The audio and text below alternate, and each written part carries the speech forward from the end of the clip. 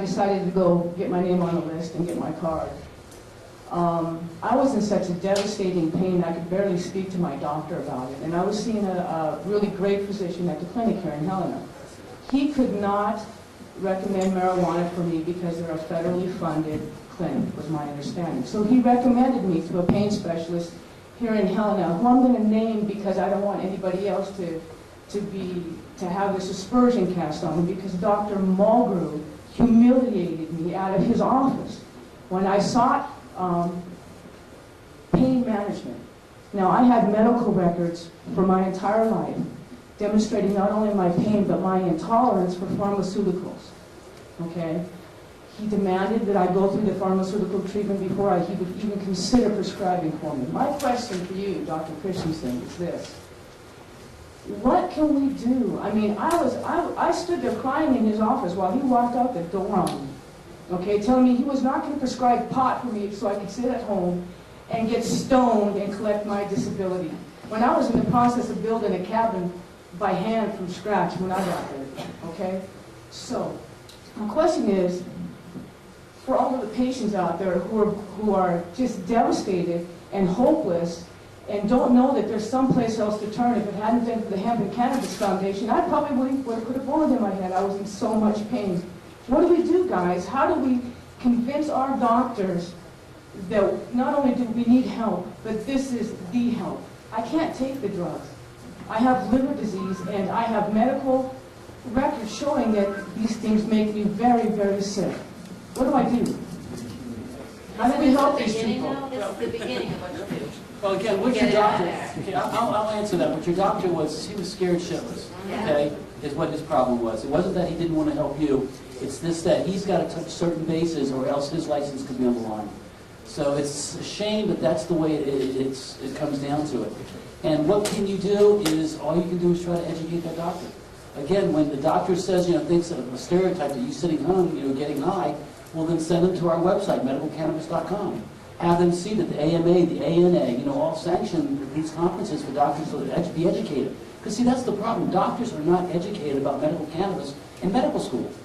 It's that simple. They do not, there's not probably one medical school, and I'm not certain of this, but I'm sure there's probably not one medical school that really teaches about medical cannabis in this country. It's doctors on their own later on when they are caring physicians and they have their patients come to them and they want to help the patient. The patient says, well, what really works for me is medical cannabis. Well, this doctor's never heard of that. He doesn't know that. Okay, so you've got to take the time to educate them. My book that I've got, again, that shows, this is a good lobbying material that you can take to your doctors, you can take to your politicians and teach them to try to let them know that the stereotype isn't someone sitting home getting high and collecting welfare. All they want to do is, they didn't ask for any bad disorder. All they want to do is live his best life possible, and if this substance, this natural herb called cannabis, is what works best, then this is what I need, and this is what I need to do is educate the doctors. That's the best you can do.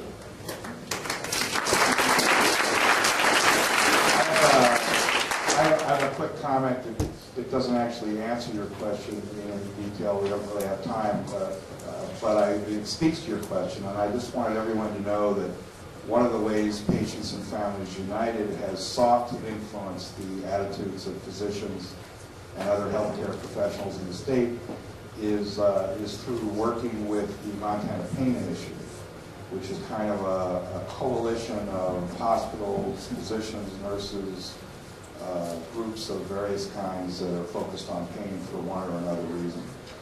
We focused on that group partly because they were just forming when I launched PFU, but also because they were mandated by the 2005 legislature to recommend policy changes that would improve pain treatment in Montana. It's been a slow process for us, 4 years of working with that group. But their first conference, they wouldn't let us be a sponsor.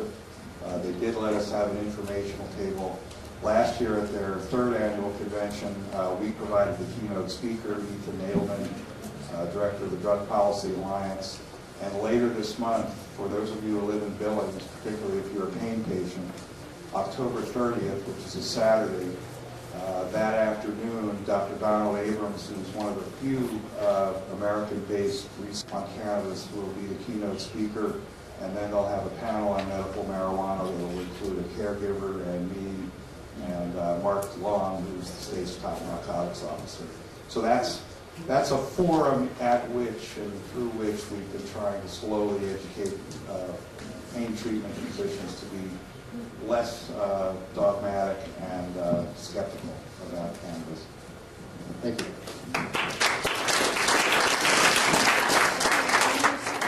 I'd very much like to thank our three panelists, and you'll be hearing from Irvin again later this afternoon at 5. You'll be hearing Noel at, I believe you're in the first breakout. Yeah, testing of medicine, and that particular one is going to be find out how and why medical cannabis is tested. It's a more in-depth scientific view, gain insight into the different testing methods, basic cannabis chemistry, and the current medical knowledge, including symptoms and solutions. That's going to be in this room after lunch. And then at 3 o'clock in this room is delivery methods, where we'll talk about different types of delivery. In the room right next door after lunch will be Customer Service 101 with Taylor Lang as the moderator. And that's really focused for caregivers. All right, so if you're a caregiver, that's something very good for you to attend as well. And then at 3 o'clock in that room are the legal considerations. And Chris Lindsay will be running that. So it's a power-packed afternoon, meeting back in here at 5 o'clock then for a general session for her.